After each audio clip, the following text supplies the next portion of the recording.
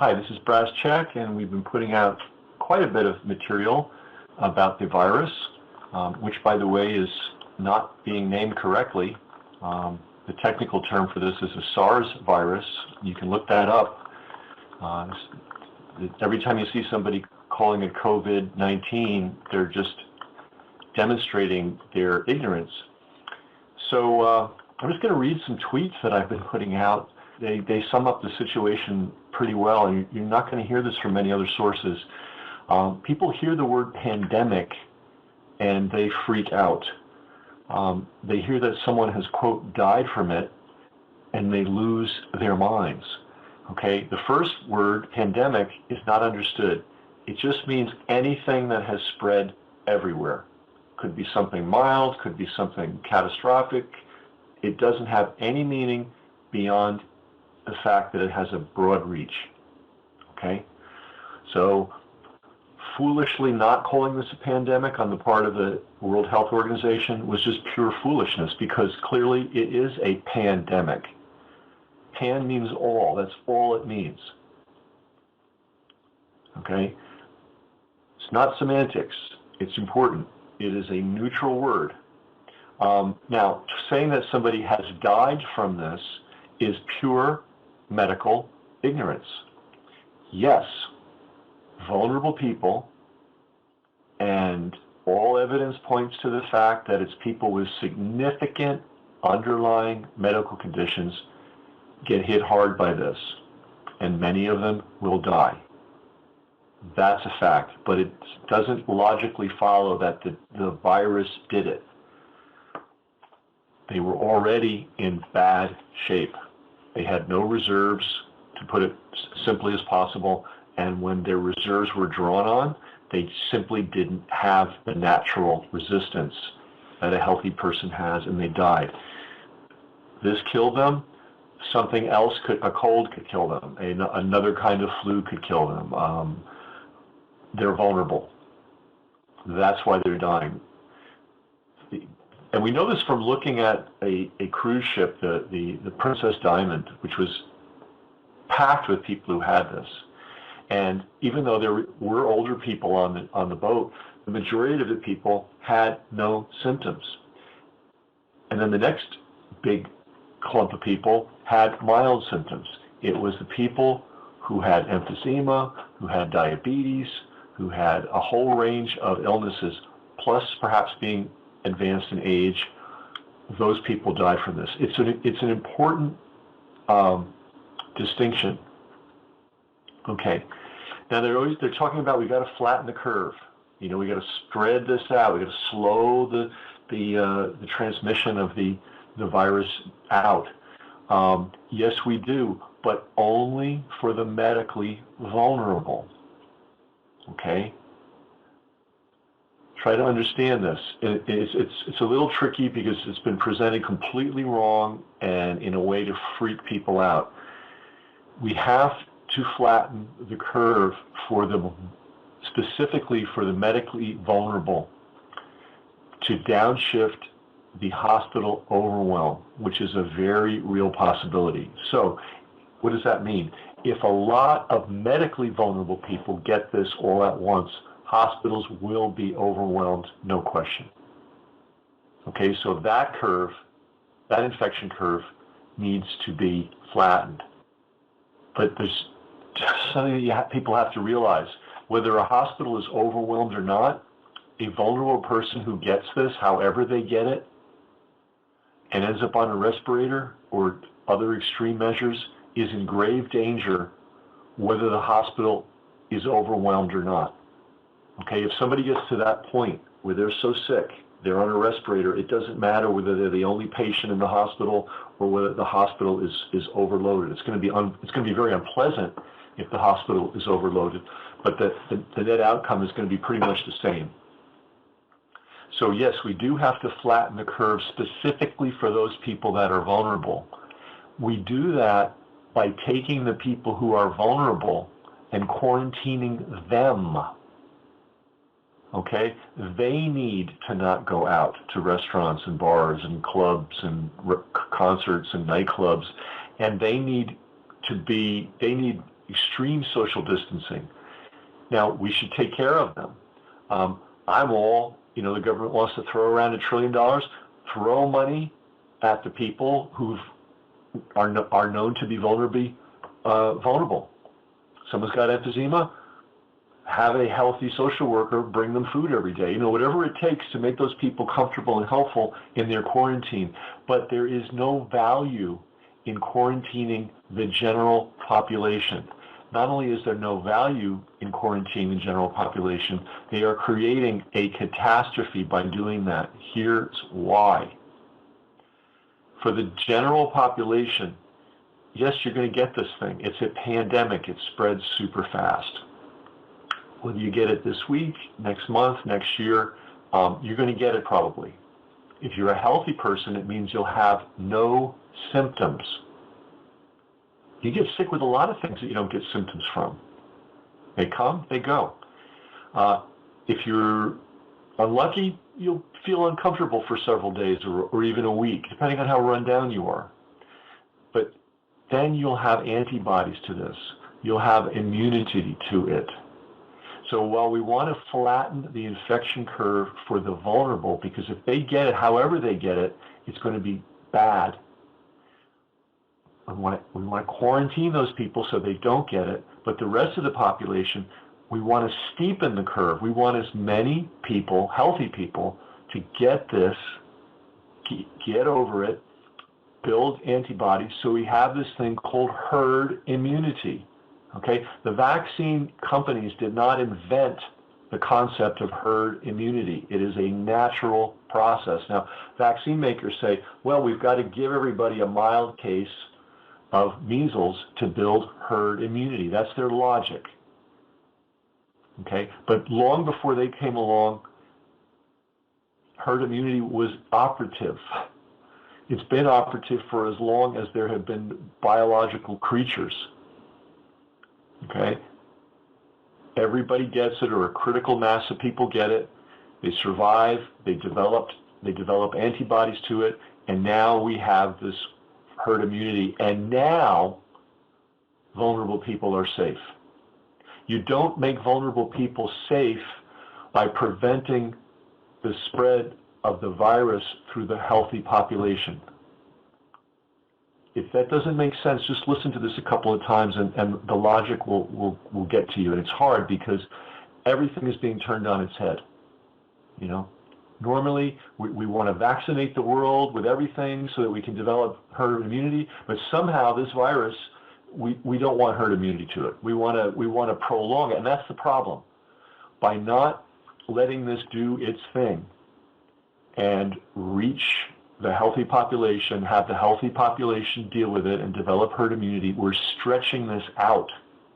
We're spreading it out. We're making it last longer, which is bad for the vulnerable, because the longer we don't have herd immunity for it, the greater the odds that a vulnerable person is going to get it. And you don't get herd immunity by having the entire herd sit by itself and not get it. So the pandemic is a virus that affects a small percentage of people who get it. Vulnerable people need quarantining for their own protection until the population develops herd immunity. Okay, now what's the other option? And this is what's terrifying here, and it should be terrifying. The other option is to eviscerate the world economy, especially the safe for service workers. These are low-income people with no safety net. Okay, so let's take restaurants. Let's take privately owned restaurants. What happens when a restaurant's closed for several weeks? All right, a lot of them operate on a thin thread. Right, they may close and never be able to reopen. So let's look at the falling dominoes that happens when just one restaurant closes. So you have an owner, very often a family, that's been supporting themselves from that restaurant. They are going to go bankrupt. Okay, so all their ability to support themselves and all their contribution to the economy as consumers is gone, or a significant portion of it is. They're going to be unemployed.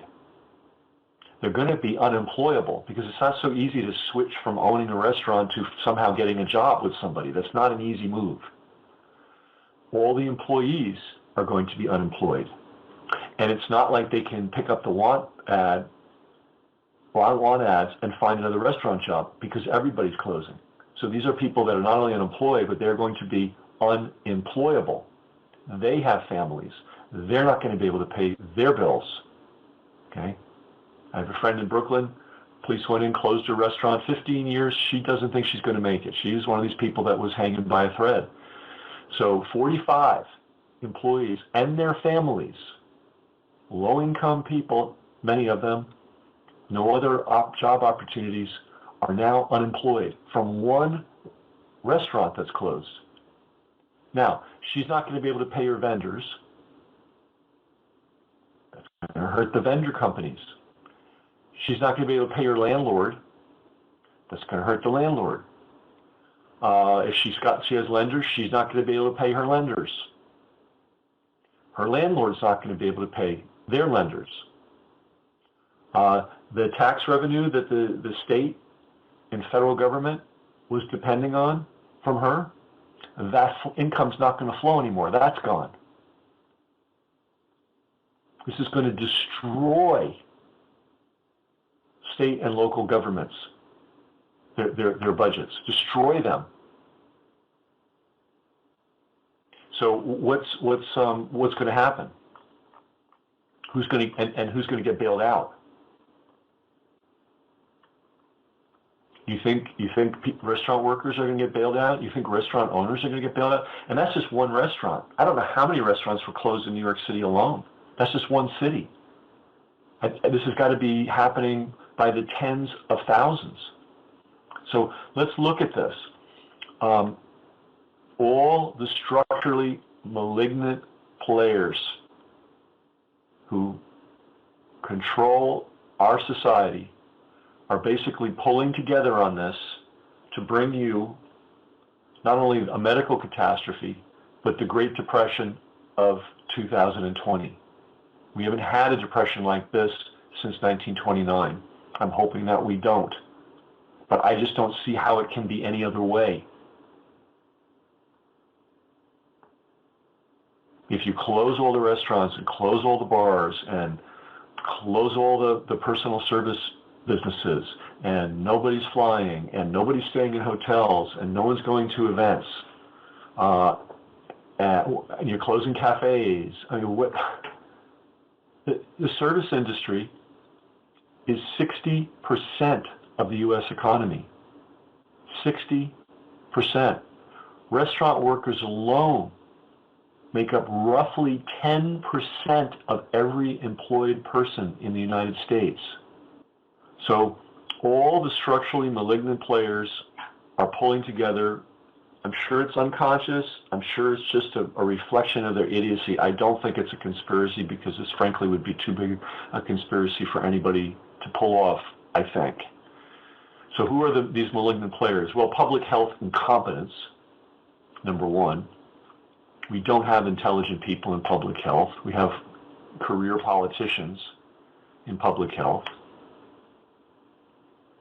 Government arrogance. They don't have any medical or biological training or even any training in logic. But what they do have training is in showboating and taking control. And that's what they're doing. Then we have news media ignorance. These people don't know shit about anything, and they make no effort to learn, and we know that, and we've seen that across thousands and thousands of stories over the years. They're doing the same thing here. They're deliberately overlooking fundamental realities. Yes, this is a pandemic. Yes, if you're medically vulnerable, it's very serious. And we don't want hospitals to be crowded. That's bad for everybody. But whether the hospital is crowded or not, if you're medically vulnerable and you get this, you are in deep shit, and not much is going to be able to help you, frankly. It's a tragic circumstance. The solution is to strictly quarantine the medically vulnerable, flatten their curve. The other solution is to let this thing run its course quickly, build herd immunity. And that ultimately is what's going to make the medically vulnerable safe. You're never going to hear this from the news media. I mean, and it's not just a matter that, NBC and CBS and Fox and New York Times are not going to let these people that know this speak, but they're also going to censor it from the search results of the internet, which is what they've been doing for the last 2 years now, aggressively. You try to find natural treatments for flu symptoms, and that's what you're treating, by the way. You're not treating the flu, you're treating the symptoms. The body has to work this flu out itself, which it will do, unless you're very ill, and then you may not be able to. So we're really talking about modifying symptoms. We're also talking about strengthening immune systems, which is unfortunately not something you can do overnight. If your house is on fire, I can't teach you to be a fireman that minute to put your house fire out. The training had to come before. The immune system training had to come before this. So yes, vulnerable people should do everything they can, and they should be protected in every way possible. But anyway, just basic information. I don't think the average person realizes that soap is superior for killing this thing than any other substance. And all these gels and all this stuff are being touted. Yes, those you have in an emergency if you have nothing else. But soap and water is the real power thing, the real superpower here. Why? You turn on the TV and there's commercials for every useless thing imaginable. Has anybody created a simple 5-point public service announcement that just reviews what people need to do to protect their vulnerable friends and family? A commercial like that should be running on every channel, every hour on the hour. Why isn't it? Because we don't have public health in this country, and we don't have news media that gives a damn. So anyway, we've got public health incompetence, we've got government arrogance, we've got news media ignorance. The other malevolent player in this is the Fed. So make no mistake about it. This is going to call, the severity of this financial disruption, just trumps 2008 by a mile, trumps 9/11 by a mile, trumps 1987 by a mile. And we now have a built-in solution to every single financial problem, which is for the Fed to give free money to who? To the people who need it? Never. Never do they do that. They're going to give it to the banks. So that all the leverage gambling that they've been engaged in since 2008, they can cover their bets. And you know what? They're not going to be. It almost doesn't matter how much money you give to these guys. They're not going to be able to cover these leverage bets. So that money's going to be wasted too. So that's the Fed's contribution to this. Everybody's doing what they always do, right? Public health people, always incompetent. Government people, always arrogant. The news media, always ignorant. The Fed, thoroughly corrupt and inept. And then there's another element here, and it's the medical profession. They're cowering. Most of them don't even know what I'm telling you because of the profundity of their professional ignorance. Those that do know, they're not going to say a word. Why? Because they're cowering. That's what doctors do. If they had any backbone, they would have done something to reform the medical system in the United States. They go along to get along. And there's structural reasons for that, and I don't blame them necessarily, but they are cowards. So we've got public health incompetence, government arrogance, news media ignorance, Fed corruption, and medical professional cowardice. Look, the U.S. spends 2 times as much per capita on medical care as the next competitive country. And as I've talked about in many, many, many podcasts, we're not competitive medically. We have a terrible birth survival rate. We have a terrible mother survival rate. Those are fundamental metrics, and we are horrendous at them, despite the fact that we are the #1 spenders. On simple things like hospital beds, anybody that's had any interaction with the medical system in the United States knows they want to get you out of the hospital as soon as possible, whether it's medically sound or not. Why? Because it's a business, and they have stripped down the capacity as low as it can get. There are approximately 2 hospital beds per 1,000 people in the United States. South Korea has 13. That's not a small difference. So if the medical profession had a backbone, they would have stood up to this decades ago. But they didn't, and they're certainly not going to stand up here. So all the malignant players are pulling together on this one.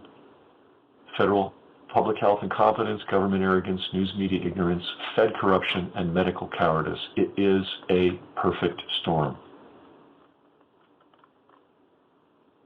The correct name for this virus is SARS-CoV-2.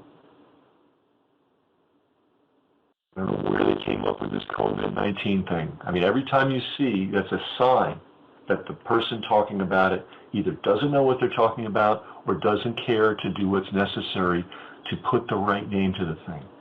And it matters. Yes, it's fast-moving. Yes, it's dangerous to medically vulnerable people. And I'm going to repeat this. The best hope is strict quarantine for them, while the vast majority of healthy people get it, develop antibodies, and herd immunity to kill it off. This is exactly how the cheerleaders for the vaccine industry tell us that epidemics work. They're in the business.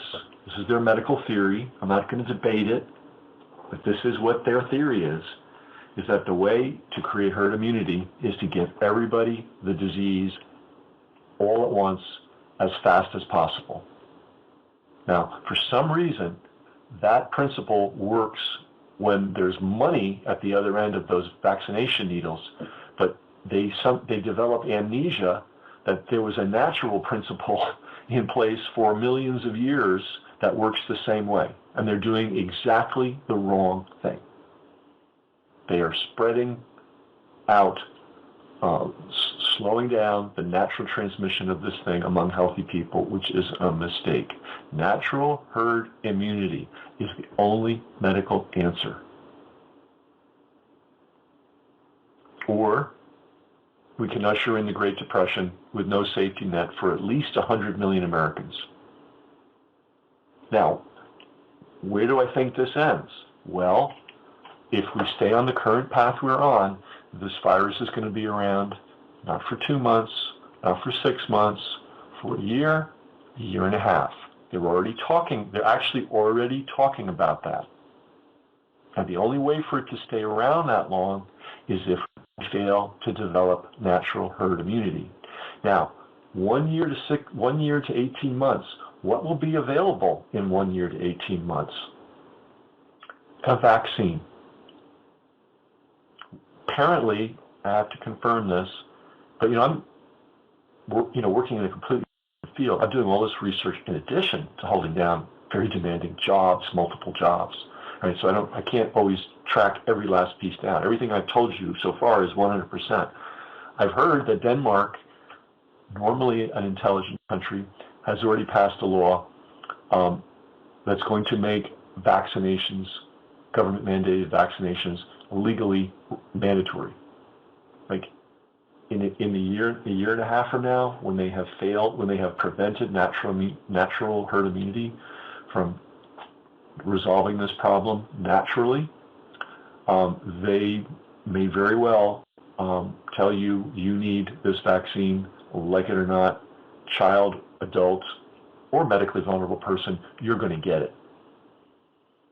And this will be an enormous payday for whoever is involved in that.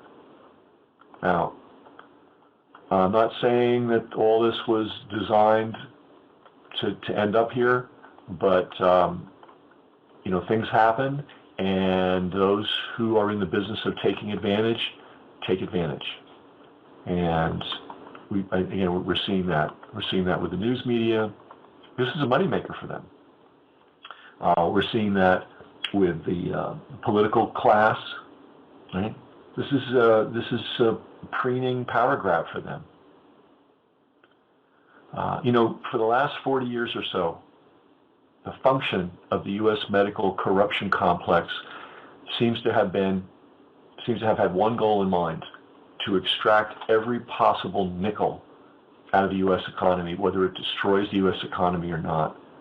And they're right. Before this virus reared its ugly head, they are on track to do that. We are spending an insane amount of our national output on so-called health care. And it's not health care at all. It is a medical industrial complex. It does not promote health, and we know that because we can look at the statistics, compare us to other countries that do have some semblance of a health system. We don't have a health system in this country. We have a money extraction machine. That's what it's designed to do, and that's what it does. And it is a parasite, and it's squeezing as much of the blood out of this country as it possibly can. And now, the whole thing is hitting a crescendo. They're taking it to a new level. And this could well be a financially terminal level. The Great Depression did not really resolve itself, I'm going to say, till the 50s, till the 60s. Life didn't get normal financially, economically, for 30 years, let's say, or more. Okay? That could happen again. All right? So I don't know how old you are, but whether you're young or old, you probably don't want to face 30 years of economic shambles. So basically, the U.S. has become expert at one thing, and one thing only: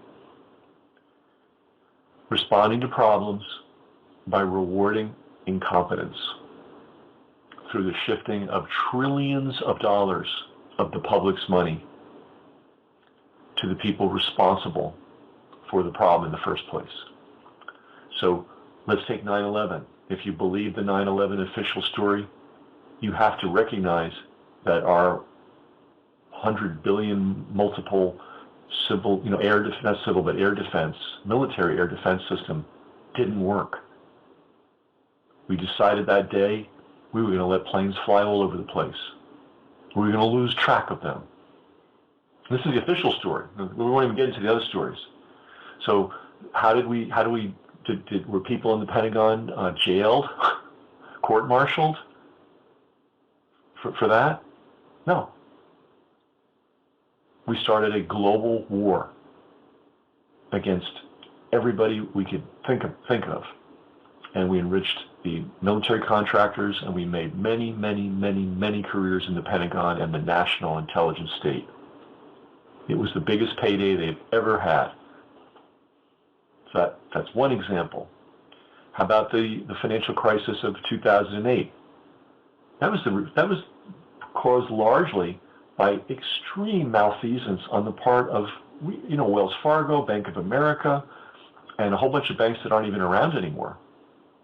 They were fraudulently conveying mortgages, bundling them, misrepresenting their value. The rating agencies were in on it. Goldman Sachs was in on it. They were packaging crap and calling it AAA. Deliberately. It was a literal, vast criminal conspiracy. They made a ton of money on the front end, and then when it all collapsed, they were given a ton of money to recoup their losses. What did they do with that money? They went out and bought a ton of real estate. So people that got sucked into this thing and lost their houses were bought for pennies on the dollar by the banks, which packaged them, and now they're being rented out at ever-escalating rates. So they were allowed to destroy the economy, and then they were given the money to pick up the wreckage for themselves, which is exactly what they've done. Inequality accelerated after 2008. And inequality is not a social issue; it's an economic issue. You can just look at the numbers. The country collapsed financially in 1929 because financial and economic inequality had gotten to a ridiculous place. The section of the economy that needs money, the consumer, was being choked off. And that's exactly what was happening before this virus, and now it's going to get exponentially worse. So the path to success in 21st century America, work for a major institution, I'm trying to give a polite word, screw the public royally, and reap the rewards. Can we afford to shut down 60% of the economy, the service sector, for a month, let alone 2 months, let alone a year, or the 18 months they're now talking about? No, we can't. An alternative to setting fire to trillions of dollars would be to underwrite the cost of home quarantine for the people we know are at risk. Provide them with every service imaginable. Feed them. Send healthcare workers to them. Whatever it costs. Okay? Spend money there on them. We know who these people are. They're the frail elderly. That's why we need testing. We need to be able to test to see who has the antibodies and who doesn't, because if somebody has the antibodies, they can go to a nursing home and provide care. Okay? Or go to a person that's living alone and needs food or needs company. We know who these people are. We're so good at surveilling everybody, listening to everybody's phone call, reading everybody's email. But we don't know who the vulnerable people in the society are. First of all, we could just ask. And diabetics are at great risk. People with lung issues, emphysema, immune-suppressed people. We know who these people are. And we should protect them. But let everyone else tend to their business. Get the, quote, infection, which is a scary idea. Have it pass symptom-free or with mild symptoms. Develop herd immunity, which the pharmaceutical industry is always crowing about. And then the vulnerable people will be safe because the vast majority of the population will have antibodies to this, and the thing will die off. Just the way it's happened for the last multiple million years across thousands of species.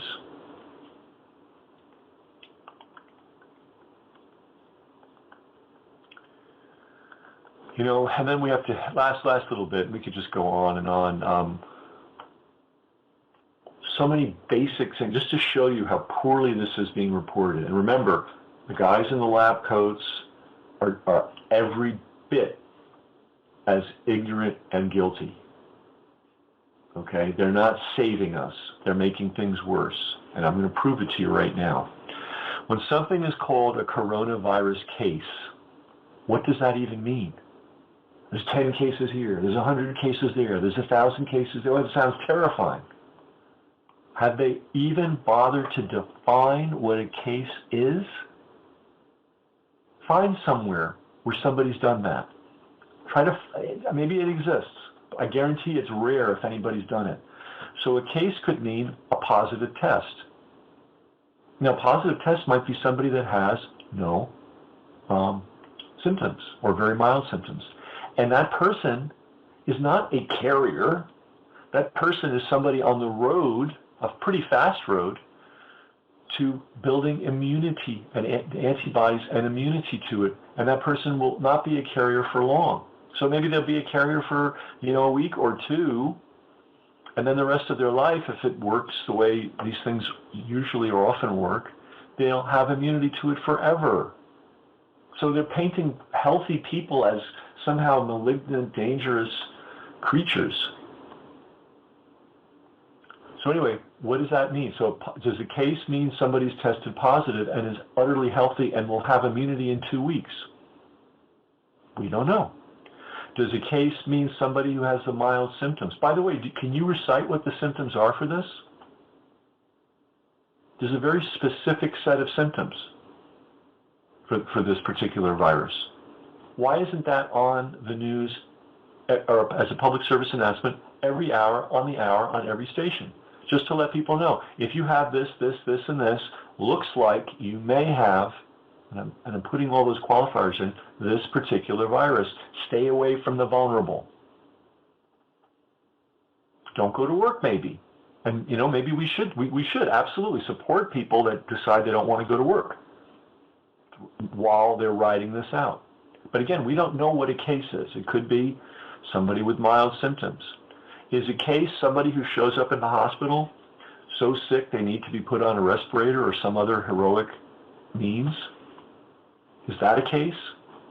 We don't know because they're not defining it. And it makes all the difference in the world.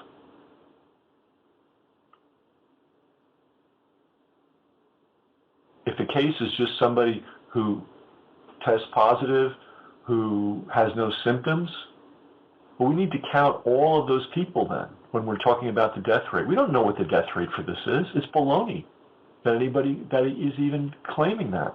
You can't know what the death rate is until you know how many people actually had it.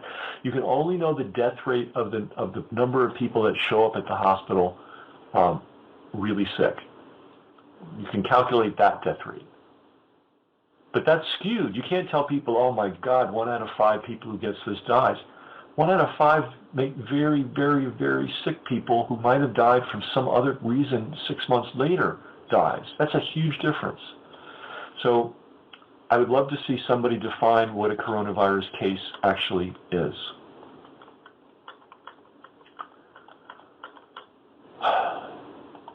And just some little things here from John Kenneth Galbraith. The professionals will tell you everything will be okay, all the way to the bottom. Going back to the service industry thing, this is not a recession for the restaurant industry, it's a depression. And remember, that industry employs 10% of the population. Our low-income people, and there's no safety net for these folks, and a lot of them support families. The disease is real. The risk to medically vulnerable people is real. The rest of it is starting to look like a manic orgy of statist power grabbing with zero regard for the actual medical issues and realities. So if you look at the things we've been posting on Brass Check in the last week, you'll get a lot of more material that supports this. I hope I made it clear. It's the same old thing that we've seen on almost every issue imaginable. The facts are misrepresented, and the people are screwed, and somehow the entrenched interests end up way better off than when we started. There's just a question of how much the society can take of this before it comes apart at the seams. So that's the news as I see it. This is Brass Check. Spread the word. Let people know. Maybe we'll form a critical mass of people that force sanity into this situation. We better, or we're going to be dealing with a really, really difficult set of circumstances.